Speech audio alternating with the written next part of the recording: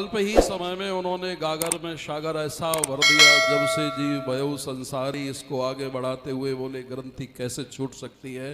गुरुदेव के चरणों में जाने पर ग्रंथि छूट जाएगी। केवल आपको गुरुदेव के चरणों तक जाना है।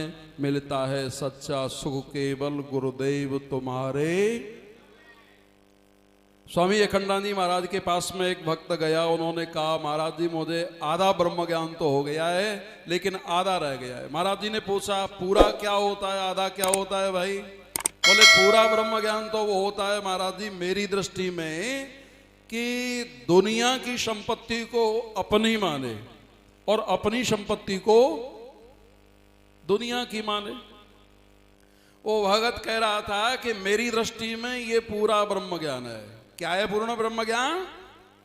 बोले दुनिया की संपत्ति को अपनी माने और अपनी संपत्ति को दुनिया की माने। तो महाराज जी ने कहा आधा कौन सा ज्ञान हो गया है तुमको, आधा रह कौन सा गया है?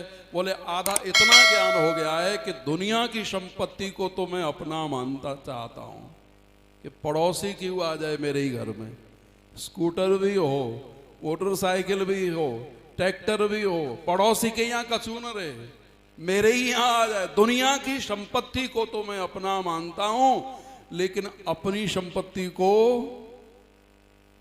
किसी की मानने के लिए तैयार नहीं होता। इतना ज्ञान मुझे हो गया है। महाराज जी ने कहा भले आदमी ये आधा ब्रह्म ज्ञान तो तुझे पतन के रास्ते पर ले जाएगा, तुझे गिरा डालेगा, पछाड़ देगा। तुम्हारे पूरा ब्रह्म ज्ञान गुरुदेव के चरणों में प्राप्त होता है। आइए अग्रिम वक्ता के रूप में मैं 1008 श्री स्वामी केशवात्मानंद जी महाराज उर्फ काका जी कहते हैं संतों में भी इनको, तो केशवात्मानंद जी महाराज